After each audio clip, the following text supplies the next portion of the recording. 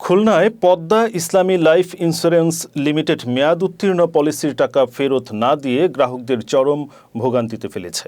৫-৬ বছর পার হলেও তারা পাওনা টাকা না পেয়ে দিশেহারা। প্রতিশ্রুতির ফাঁদে ফেলে কোটি কোটি টাকা হাতিয়ে নেওয়ার অভিযোগ উঠেছে প্রতিষ্ঠানটির বিরুদ্ধে। টাকা ফেরতের দাবিতে মোহাম্মদ সেলিম, সুমাইয়া আক্তার, নাজমুল হোসেন সহ বহু ভুক্তভোগী দাঁড়ে দাঁড়ে ঘুরছেন। তারা প্রধান উপদেষ্টা ডক্টর মোহাম্মদ ইউনূসের কাছে দোষীদের দৃষ্টান্তমূলক শাস্তি ও পাওনা টাকা পরিশোধের ব্যবস্থা গ্রহণের দাবি জানিয়েছেন। আমি পদ্মা লাইফ ইন্স্যুরেন্সে দীর্ঘ বছর হাঁটাহাঁটি করছি। আমার ৬টা বইয়ের 3টে চেক আসবে, আরগুলো নির্বাহী রসিদ আসবে। এই পর্যন্ত আমি কোনো টাকা পাই নাই। বারবার হয়রানি হয়ে ফিরে যাই, আজকাল পশু এরকম হয়রানি হয়ে ফিরে যাই। দীর্ঘ আজ 15 বছর হয়ে যাচ্ছে বয়স। আর আমি জমা দিচ্ছি আজ 4 বছর হচ্ছে। 4 বছর কিছু জমা দিচ্ছি 3 বছর হয়েছে। চেক আসবে তো এই পর্যন্ত চেক আসে নাই, কোনো কিছু এসে টাকাও পাই নাই। বারবার হয়রানি হয়ে ফিরে যায় কোম্পানি থেকে এসে। আমি পদ্মা লাইফ ইন্স্যুরেন্সের ইন্স্যুরেন্স করছিলাম, কিন্তু আমার 19 সালে মেয়াদ শেষ হয়ে যায়। এখন পর্যন্ত আমি টাকা পাইনি। অফিসে আসলেই এটা উল্টোপাল্টা কথা বলে, আর এখন সবাই বলা হয়।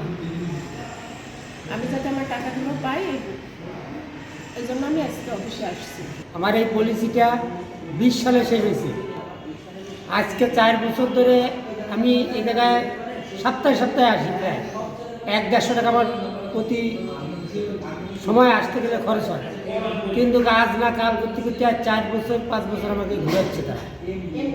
এখন আমি কি করবো? আসলি সান্ত্বনা পর্যন্তই শেষ, এই পর্যন্ত আমি টাকা পয়সা পাচ্ছি না। টাকারও পাই না, একজনই পাই, ওই সে বলে যে আমি কি করবো ভাই, আমার তো কিছু করার নেই।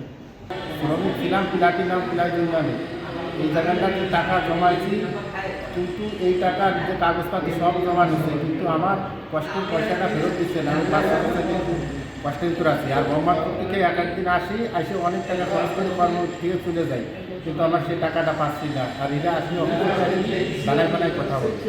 এখন এখানে কোনো কর্মকর্তা অফিস করে না, সবাই যার মতন চাকরি। এখানে অফিসে কোম্পানি লেনদেন করে না বলে অনেকে জ্ঞান জাম্পে মারামারির ভয়তে এখানে চাকরি করে না।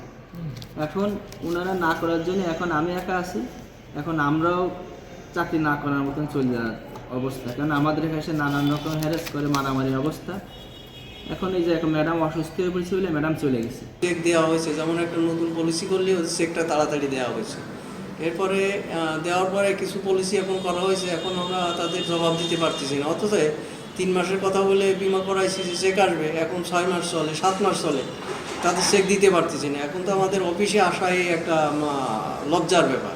এক্ষেত্রে আমি এখন কি বলবো, কারণ এটা ম্যানেজমেন্ট এবং এমডি যারা থাকে, বোর্ডে যারা থাকে, তারা যে সিদ্ধান্ত নেয় সেই সিদ্ধান্ত মোতাবেক কাজ হয়। কিন্তু এখন এই যে বিষয়গুলো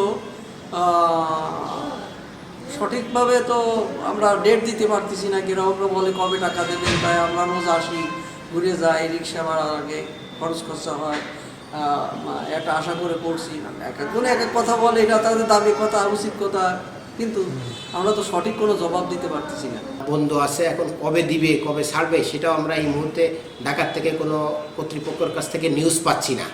আমরা যোগাযোগ চালায় যাচ্ছি, কীভাবে দ্রুত তাদেরকে নিষ্পত্তি করব, এর জন্য চেষ্টা করতেছি। কিন্তু কর্তৃপক্ষ হেড অফিস যদি না দেয়, তাহলে তো আমাদের করণীয় কিছু নাই, আমরা তো তাদেরকে টাকা দিতে পারবো না। 300 লোকের রেডি করেছি চেক দেওয়ার জন্যই। এগুলো 3 মাস ধরে কোম্পানি বলতেছে দিব, ক্লোজিং শেষ করার পরে আমাদেরকে বলছে দিব, কিন্তু আমি ইতিমধ্যে ঢাকায় যেয়ে যোগাযোগ করেছি, কিন্তু কোম্পানি বলে যে এখন ফান্ড নাই, এখন কোনো টাকা দিতে পারতেছি না, সামনে টাকা আসলে দিব। এখন কবে দিবে সেই মেসেজটাও আমরা আপাতত পাচ্ছি না, বিদায় আপনাদেরকে টাকা আমরা দিতে পারতেছি না।